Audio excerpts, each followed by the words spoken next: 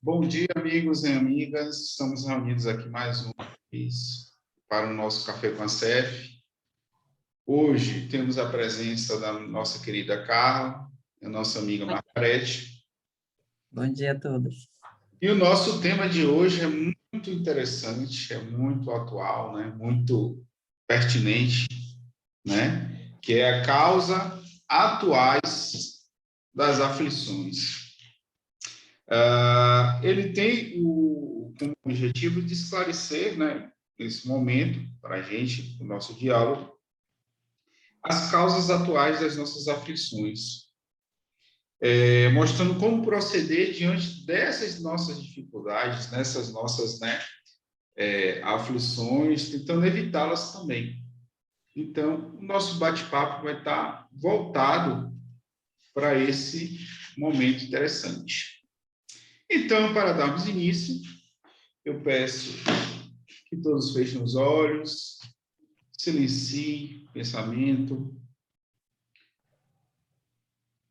permita a presença dos nossos mentores, que os amigos de luz, nesse momento, possam estar nos nossos lares, nas nossas casas, trazendo luz, paz, amor.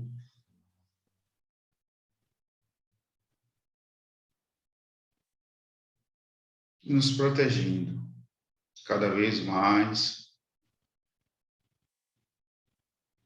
de energias ruins. Que Deus possa nos conceder um bom estudo para essa manhã. Assim seja. Assim seja. Então, minhas queridas, vamos lá. Causas atuais das aflições, né? Para você, quais são essas origens? De onde surgem essas aflições nas nossas vidas? Ela tem duas origens bem distintas, né? A gente vai procurar saber as causas dela, quando a gente não encontra ela nessa existência atual, então a causa dela está em existências anteriores, em vidas anteriores que a gente teve, né? Margarete. Seria consequência de atos errados que nós tomamos, né? E aí a gente hoje paga por algo que a gente cometeu de ruim, né? Então, normalmente a gente não está sofrendo à toa. Se um sofrimento, uma aflição nos atinge, isso tem uma consequência. Ou em nós mesmos, nesse momento, né? Nessa encarnação, ou realmente de uma outra vida, porque muitas vezes a gente se questiona, meu Deus, por que eu estou sofrendo? Eu nunca fiz mal a ninguém. Então, quando a gente fizer esse questionamento, a gente vai compreender que se não foi nessa vida, foi em alguma vida passada. Verdade. O que devemos fazer diante dos males que nos afligem? O que a gente pode fazer para que esses males não nos atinjam? Eu comecei falando já, né? Que quando a gente se questiona, a gente já está tendo consciência. Então, eu acho que a primeira coisa é ter consciência das nossas atitudes, né? Se fazer uma autoanálise realmente. Por que eu estou passando por isso? O que foi que aconteceu? Em que ponto foi que eu errei? Porque, como eu já falei, se a gente está sofrendo, a gente cometeu algum erro para que isso seja permitido, né? Verdade. Vale salientar também que que a gente faz com que a gente também, né, possa vencer esses males, que esses males não possam atingir a gente corrigir, né, aqueles nossos vícios, aquelas nossas atitudes, né, que a gente faz sem nem pensar. Mas quando a gente começa a corrigir esses erros, eu vejo que a gente distancia muito o mal que pode chegar. Carla, quer falar uma coisa? Quero. A Margarete falou aí da questão da autoanálise, né?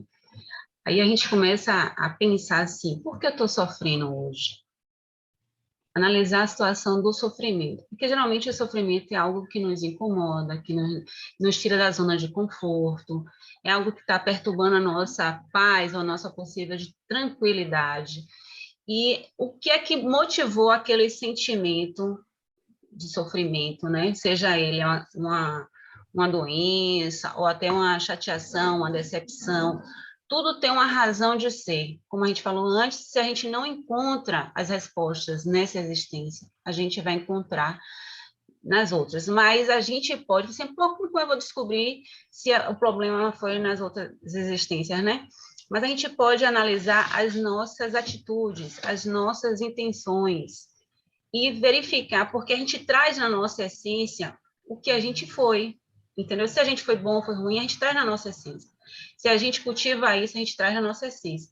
E porque a gente está passando por determinadas lições, a gente pode perceber na nossa essência se as nossas atitudes são condizentes ou porque aquilo quer nos trazer uma lição. E aí a gente tem que parar, ter humildade para reconhecer, né, que a gente, nesse processo que nos incomoda, existe sempre um aprendizado para cada um. E aquele negócio que a gente já falou em outras palestras, né, a questão do julgar certo e errado, até a questão errada, que Deus permite que aconteça, é por algo para nos ensinar. Ai daquele que cometa o escândalo, mas o escândalo é necessário para que a gente desperte algo e comece a analisar a situação. Mesma coisa é o sofrimento, a gente sempre tem que analisar. Só que a maioria das coisas, quando acontece, a gente fica indignada, a gente fica chateada, a gente começa a sofrer. Só depois de muito sofrimento que a gente cai assim, não tem solução, aí você tem que parar, respirar, analisar e começar a processar tudo o que aconteceu. E aquele pessoal geralmente usa assim, ó, saia do contexto, comece a visualizar como se você fosse simplesmente um telespectador, né, para a gente conseguir ver o plano todo, a todas as pessoas que estão ali envolvidas. Às vezes, quando a gente coloca nessa situação, a gente consegue analisar mais friamente. Vale Eu, salientar, Paca. eu vou dar alguns exemplos, assim, dar um exemplo para que a gente possa visualizar um pouco essa situação. Por exemplo, eu fumo, né? Vamos dizer, eu não fumo, mas se eu fumasse, eu fumo, e aí eu, por acaso, tive um problema de saúde e que meu pulmão está comprometido. Aí eu vou ao médico, ele me dá as recomendações que eu preciso tomar, eu tenho a consciência de que o que está me prejudicando é o cigarro, mas eu não deixo de fumar. Então, quando eu sou acometida por um câncer, uma doença mais grave, aí eu pergunto, oh, meu Deus, por que eu estou passando por isso? Mas se eu fumo, se eu sei que aquilo ali está me fazendo mal, e eu estou insistindo naquilo ali, como é que eu posso acusar Deus ou questionar a Deus? Então, isso é um exemplo da nossa incúria. Eu mesma fui a causadora daquele problema pelo qual estou passando. Então, é nesse sentido que a gente tem que analisar quando a gente estiver sofrendo por qualquer tipo de mal. Se eu estou passando por isso, alguma coisa eu fiz para que eu sofresse o que eu estou passando. Eu não falo só do sofrimento, mas uma doença. Tem tantas coisas, um comportamento onde a gente tem uma atitude errada com o nosso próximo. Então, tudo isso vai acarretar que eu venha a pagar pelo que eu cometi, seja no que for. É o Vale salientar, evangelho. eu acho que era isso que eu ia falar. Vale salientar também que todos os males que passamos nessa jornada, às vezes são males dessa jornada, às vezes não está lá atrás, não, às vezes está aqui, foi o que você trouxe. O fumo, o câncer chegou, né? Lógico que vai ter situações, vai ter aflições do passado, né? Aflições anteriores. Mas, como a gente está falando de aflições atuais, é desse momento aqui que a gente está vivendo agora, correto? Ô, já, me permita, no evangelho aqui, só para trazer um texto do que vocês acabaram de falar aí. Remontando à fonte dos males terrenos, reconhece que muitos são a consequência natural do caráter e das condutas daqueles que sofrem. Quantos homens caem por sua própria culpa? Quantos são vítimas de sua imprevidência, de seu orgulho e da sua ambição? Quantas pessoas arruinadas por falta de ordem, de perseverança, por mau comportamento ou por não terem limitado os seus desejos? E olha que ele fala, ó, muitos são consequências, ou seja, ele não fala todos, muitos são consequências dos nossos atos. Então, a gente está colhendo o que a gente plantou, como a Margarete falou, no passado. Passado recente ou passado bem remoto. E aí vocês falaram uma coisa interessante, a questão da autoanálise, né? Que a gente consegue se desviar desses males através da autoanálise. Mas a gente tem que perceber que esse autoanálise do momento tem que ser espontâneo, né? Para a gente não perder. Tá o tempo todo ali, ó, não, vou fazer isso, não, tá errado, fica na noia, né? Não, não é isso. Não é que... Mas a autoanálise e a espontaneidade não tira a responsabilidade. Né? A gente pode continuar espontâneo, porém com responsabilidade. E aí entra a questão do orar e vigiar. Quando a gente vigia o que a gente pensa, os nossos atos, a gente vai moderar, porque a gente vai ter consciência do entre o certo e errado, né? E escolher qual opção a gente vai seguir, se eu vou agir corretamente ou não. E nem por isso tira a nossa espontaneidade. Porém, serei responsável por todos os meus atos, sejam eles negativos ou positivos. Com certeza. Margarete? Se a gente procurar vigiar nossos atos e pensamentos, né, aí a gente vai ter um controle sobre nossas ações, para que a gente não caia novamente em repetir determinados erros que muitas vezes a gente comete sem nem ter a consciência de que está cometendo, né? Então, quando a gente faz essa autoanálise, eu acho que é o ponto-chave para a gente começar a eliminar esses erros da vida da gente, né? Então, é importante que a gente sempre faça a autoanálise, mas é importante a gente compreender também que a gente não pode perder a espontaneidade de viver. Então, a gente tem que continuar agindo naturalmente, vivendo naturalmente, mas com esse princípio de se vigiar, né? E procurar estar andando nos preceitos divinos, né? Dos ensinamentos de Jesus. Eu acho que aí não tem erro. É interessante a questão do autoanálise, porque assim, a gente volta e meia para você, autoanálise. Mas qual o objetivo da autoanálise? Do trabalho do melhoramento moral, não é? Exatamente. O objetivo do autoanálise é a gente se melhorar moralmente. Então, esse aí, né, a questão do autoanálise, essa ferramenta, uma chave, né? Mudança de chave para que esses males, né? Esses males não nos atinjam. O Espiritismo ele ratifica muito isso, é o trabalho incessante na correção das nossas atitudes erradas para um melhoramento, como você mesmo falou, no sentido moral, ou seja, a tal reforma íntima que a gente usa muito, que é só benefício próprio. E, consequentemente, as outras pessoas que estão ao nosso redor vão desfrutar desse momento. Porque quando, em alguma situação, eu me deparar com uma decepção que vai me causar sofrimento, eu posso agir de forma explosiva, né, com raiva, ou se eu conseguir, nesse tempo, nesse processo, respirar e entender que aquela energia não é favorável, e responder o outro de uma forma amorosa, ao invés de eu ter inimigos, eu vou agregar um amigo. Né? A gente ter atitudes amorosas ao invés de raiva e rancor. Verdade. Massa. Até aqui tá massa, tá show de bola, né? A gente falando de causas, falando de tal. Agora, velho, qual a finalidade do sofrimento? Por que a gente sofre? Para nos alertar, né? Porque, tipo assim, senão eu fico acomodada. Eu não vou mudar, nem vou ser estimulada a mudar. Se eu achar que as minhas atitudes sempre são corretas. Então, o sofrimento nos causa incômodo. Para eu começar a entender o que é certo e errado, né? Dentro da lei divina e tendo como parâmetro Jesus. E mudar, o que provoca é, tipo assim, eu sair do meu momento inércia, que eu achando que estou agindo e estou mantendo de forma correta, como a Margarete falou assim, eu posso achar que eu nunca errei, manter a vida toda agindo daquele jeito e achar que nunca errei.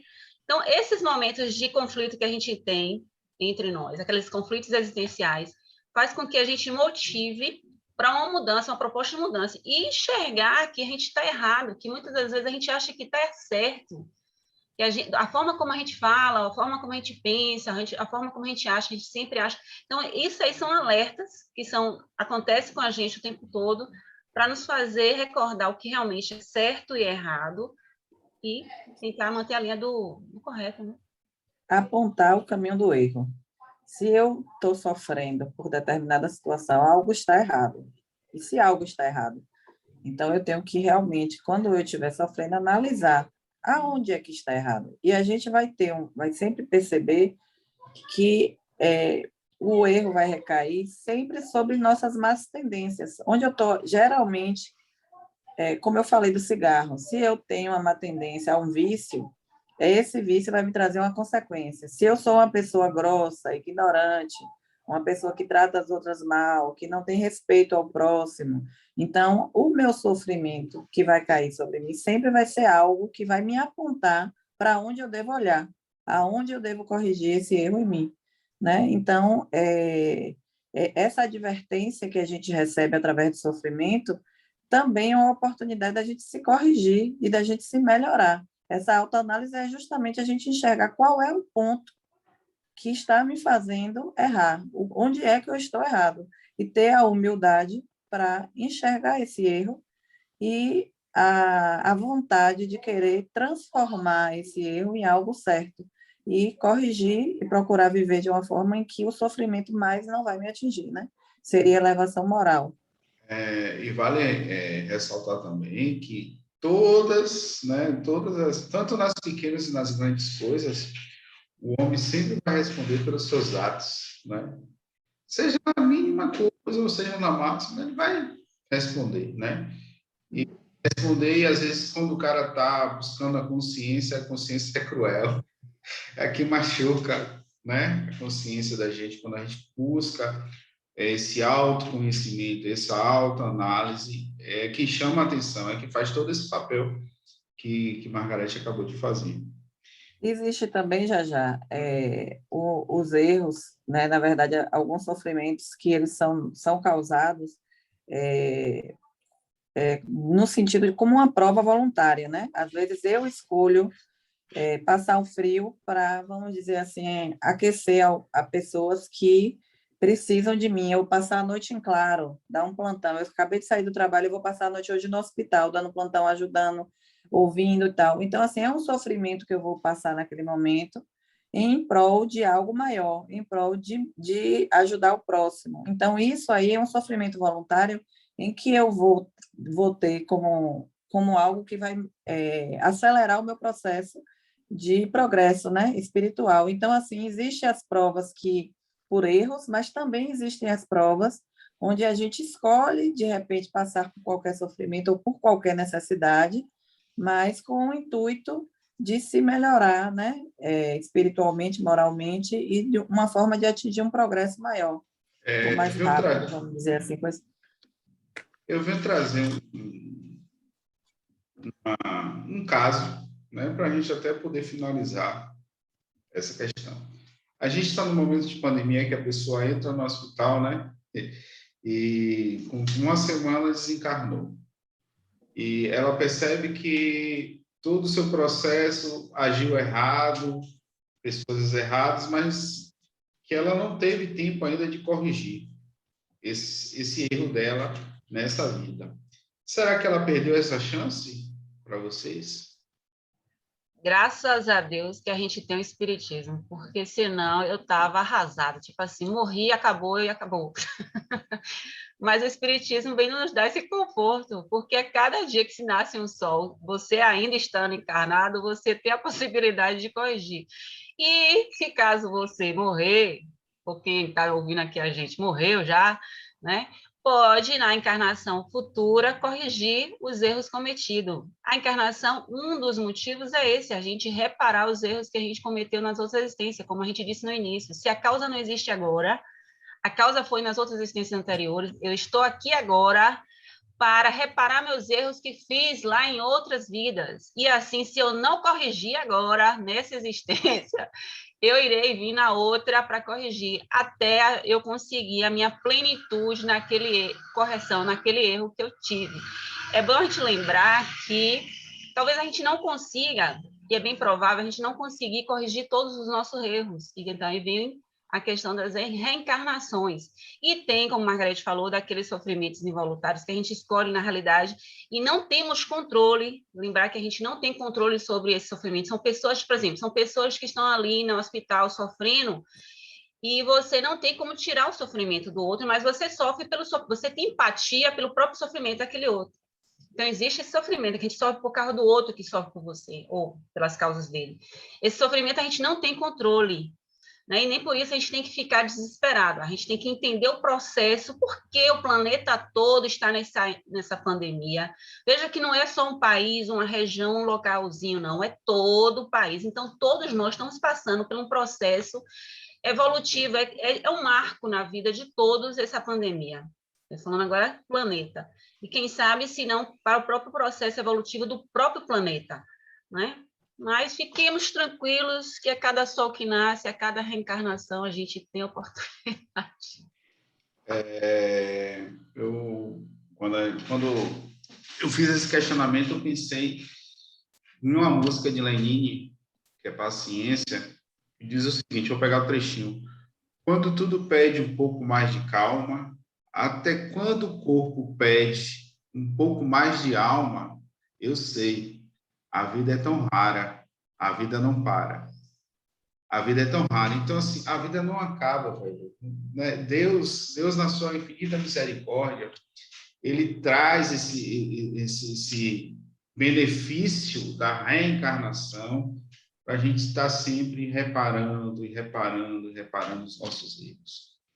É por isso. A gente ter a consciência de que tudo está em nossas mãos, no nosso livre-arbítrio, nas nossas Isso, escolhas. verdade. Então, minhas amigas, terminamos. A você que está em casa, que nos assistiu, né? Lembrando para vocês que estamos programando, né, para a reabertura da nossa casa, né, no mês de setembro. Vai ser tudo monitorizado, vai ser tudo seguindo as normas da Organização Mundial da Saúde, né? Então, é isso, né? O nosso bate-papo de hoje foi esse. Carla, Margarete, quer falar uma coisa?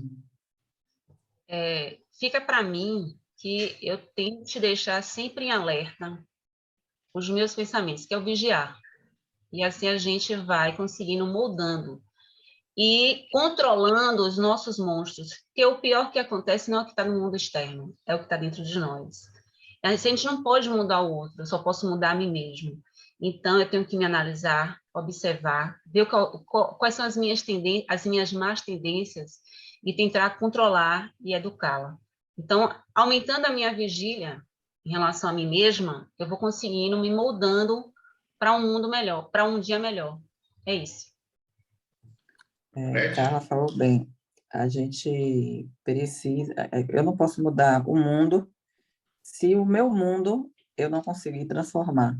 Então, primeiro a gente tem que olhar para dentro da gente e enxergar na gente o que é que a gente pode fazer para ter um mundo melhor. E esse mundo que é a minha vida, né? Como é que eu controlo isso? Como é que eu faço para melhorar, para diminuir minhas dores? Então é isso, você ter a autoconsciência de quando você estiver errado, você procurar fazer essa autoanálise, né? Para que possa realmente se corrigir. E aí, cada um se corrigindo no seu mundinho, o mundo se tornará uma coisa melhor. Com certeza. Então, meus amigos, minhas amigas, agradecemos mais uma vez a presença de vocês, né? Que possam dar o like, né, no nosso canal da CEF. E eu peço a Carla que possa fazer a prece final. Vamos lá. Bom, como a gente ainda nesse processo, então que cada um, se possível, pegue um copo de água para a gente fazer a água fluidificada, cada uma em suas casas, e vamos fechar nossos olhos, mentalizar o nosso mentor, como a gente já chamou desde o início, agradecer a Deus a oportunidade de sempre estar aprendendo, seja com um livro, seja com quem quer que seja perto de nós, nos causando sofrimento, porque o sofrimento é para nos educar. Que a gente tenha compaixão com aquele que nos fere, porque ele é instrumento de Deus para nos ensinar. Que a gente mantenha acesa a centelha divina, porque ela nos ajudará a aumentar a nossa vigília e nos permitirá ao caminho do bem. Que todos nesta manhã possam se sentir suaves, tranquilos, em paz. Sentir a presença de Deus no lar de cada um de vocês. Que quem quer que seja, onde quer que esteja, no hospital, nos asilos, nas ruas, em qualquer lugar, possa sentir um amparo espiritual. Que todos, unidos pelo pensamento, mentalize aquele que você acha que necessita dessa energia e emane para ela, irradie para ela, que chegue até essa pessoa e ela se sinta tomada pelo amor divino. E nessa manhã nós nos despedimos de cada um de vocês, agradecemos a Deus por mais um momento, uma oportunidade de estudo. Assim seja. Que seja. Assim seja. Bom dia a todos e fiquem com Deus. Tchau, meu Tchau, povo. tchau. Tchau. Tchau, tchau. Fiquem com Deus. Até a próxima. Até a próxima. Vamos iniciar agora a bênção do passe, neste caso virtual, com a mesma eficácia do passe presencial. O que caracterizará será a intenção com que aquele que se posiciona como receptor terá, entregando-se com a confiança e a boa vontade. Respiremos profundamente e vamos nos transferir mentalmente ao auditório da nossa querida instituição, Sociedade de Estudos Espíritas Feirense, onde criamos a energia e a psicosfera apropriada para nos conectarmos com os amigos espirituais. Já com esse ambiente em nossas mentes, façamos as respirações profundas e nos conectando com os amigos espirituais, com o nosso mentor. Respirando, inspirando e expirando, e criando um canal de intercâmbio com os planos superiores, nos proporcionando mais equilíbrio, nos fortalecendo a fé, permitindo que os benfeitores nos renovem. Batei e a porta abrirá à nossa frente, com uma luz intensa que nos aquece e clareia nossas mentes e as almas. Sentimos uma paz tão grande. Nos deixamos ficar assim por alguns segundos. Aos poucos, vamos retornando devagar, leves e agradecidos. Senhor, fazei-nos instrumentos